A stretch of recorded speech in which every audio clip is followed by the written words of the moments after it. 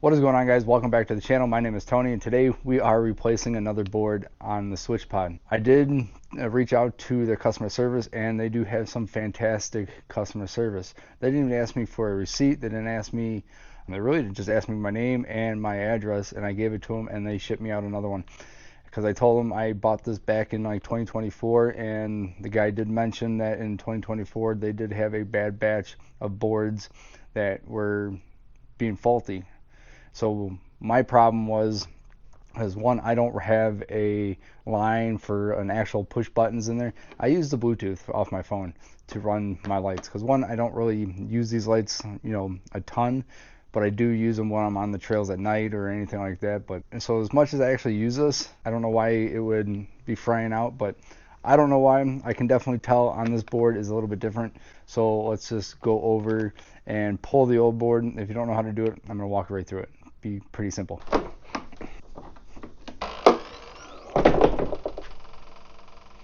Those are the best things ever. The little hood struts. It's pretty simple. Take off this part. And unfortunately we have to unscrew all this again.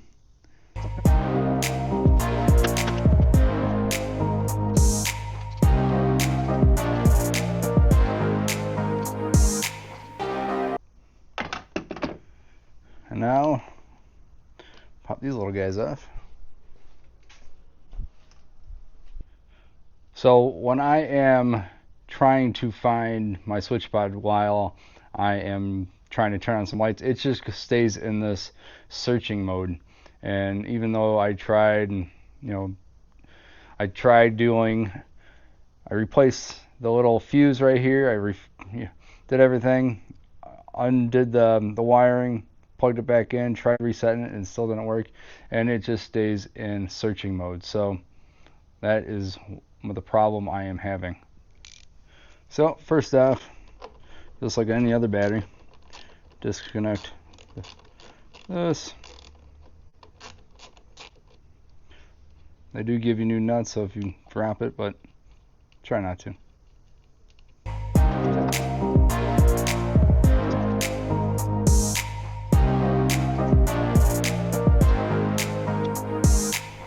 Now we're gonna have to get a small Allen key for this little top box right here. So now we will have to get a small little Allen key to grab this. That is going to be able to take off the board itself.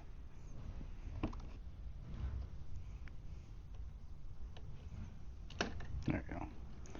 This little tug. And now this board should just be replaced. And I don't know why this thing is really hot to the touch, and it shouldn't be.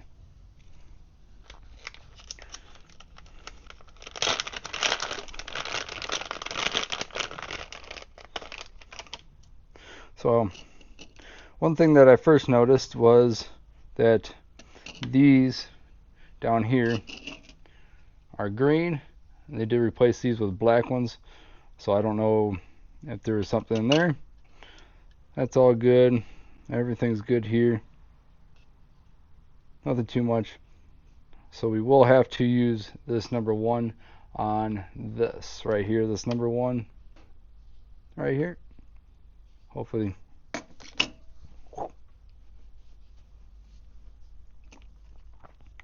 And now, but other than that, I think the board's really the same. I will say, looking at this board and seeing this coating, I am seeing some coating around here that hasn't been touched, so maybe that's where it's kind of frying out at. But again, I don't know circuit boards that well. But now, let's just dropping this back in.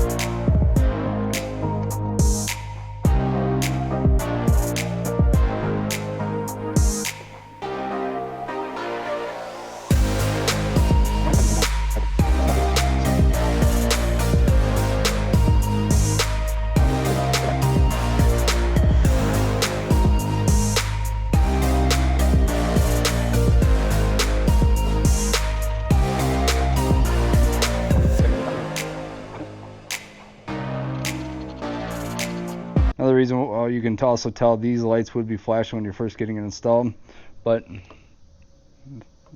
they only flash for a few seconds. So now it's the joy of trying to remember, which I should have took a picture of, was what spots do they go in. I kind of kept them in line a little bit, as best I could remember.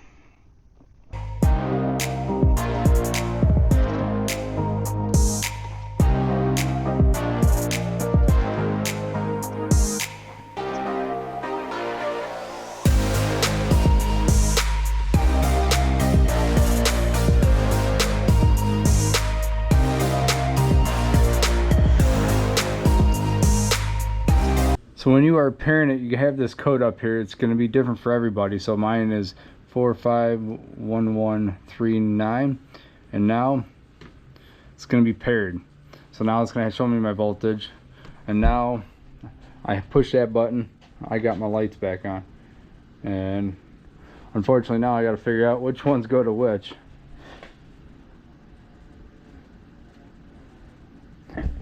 Which is always the crummy part. Not a big deal at the not a big deal at the end of the day. It is a very simple. The one thing that you want to make sure when you guys are toggling these, make sure all these are down, and then just that number one that's the closest one to here is going to be the one that's going to be up. So all the other ones are going to be facing down, and the number one is going to be the first one up. That's it. Pretty simple. So now that you have them all figured out which ones they are, so now you can go back and you can see how active they are. Works nice. Back corner, you know. So I have all these. You go, my white ambers, my white lights. It works again. And you know what? I can't really blame Spod for this going bad. I would say that, you know, some of these Chinese knockoffs and stuff like that, you know, I ran before, never had an issue with them. This is the third board I've gone through, so I'm not sure. Like he said, it was a bad batch, and because I replaced it both in 2024, and the one lasted a few years, but it still kind of sucks. But I still support them 100%, and they do make some really good quality. I mean, because obviously Baja owns them, so I have the Baja lights up front, I have the LP6s, I got the Spectrums, and they work fantastic. I'm very happy with them, and they're bright as heck. So that is how you replace the board. It's literally a 5-minute swap out. The biggest pain was getting the Bluetooth reactivated. Like I said, you don't have to actually start up your vehicle.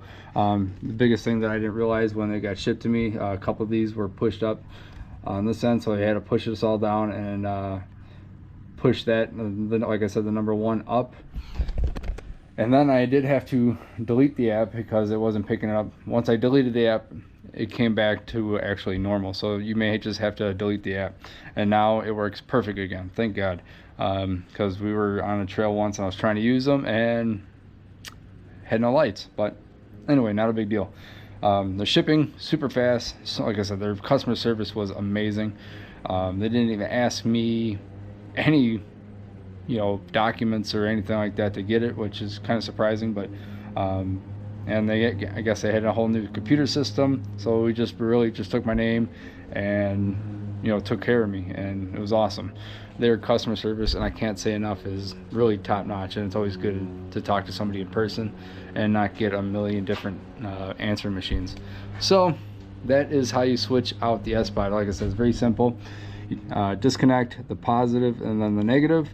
Take this little cap off, and then you may just have to kind of just pry up on this little plastic part right here, and then this whole thing comes off. Just make sure you disconnect all your, you know, your wires, but then just basically reverse it. It's super simple and it's really nice. I know eventually we are getting, or I do want to get a, you know, a hard pad in there just to not have to use my phone anymore.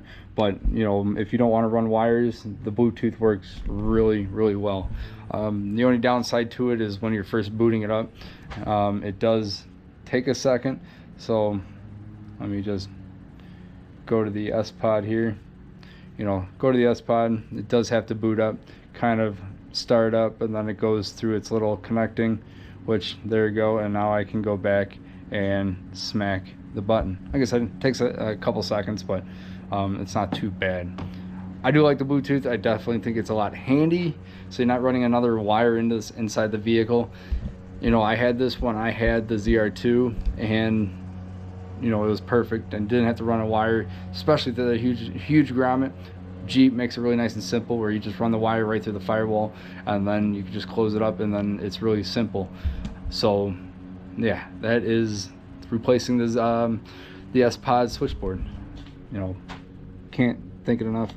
So, and then lastly, all you have to do is smack this back on, tighten this down, and that's it. Super simple, easy, nice install to just replace. Just another maintenance thing. And I have a couple other parts that we have to put on the vehicle. I still have my Apex up there that we need to install. Hopefully we get that done in the next couple weeks. But then I also have another part that's coming in, which is going to be fun. So yeah, that's how you do the Spod switchboard replacement. Really simple, easy to do, takes 5 minutes, really not too bad. So guess what, I want to thank you guys for watching all my videos. Hopefully you guys learned something from just replacing it. I know it wasn't a very technical video by any means, but you know, it was something that needed to be done to the Jeep and make sure my lights work properly. So yeah, I greatly appreciate every single one of you guys for watching all my videos. Leave me down a comment where your guys' next adventure is, or your next mod that you're doing to your rig, and even just tell me what kind of rig you guys are putting your Spod in. It's kind of cool seeing everybody's little builds and what, you know, different products that are going in, not just Jeeps, if it's going in a Chevy or if it's going in a Toyota or a Ford or whatever. It's very neat to see what parts are going in your guys' rig and what you guys take off-road. So I'll catch you guys on the next one. Peace out. Oh, also, I do have always in my descriptions all my affiliate links that I have going on. I know if you guys go to Openroad 4x4, use the code alwaysdifferent, you can save some money there. And if you go to Lens Solar, use the code alwaysdifferent, you guys can save yourself some money on there. They're in the description. So I'll catch you guys on the next one. Peace out.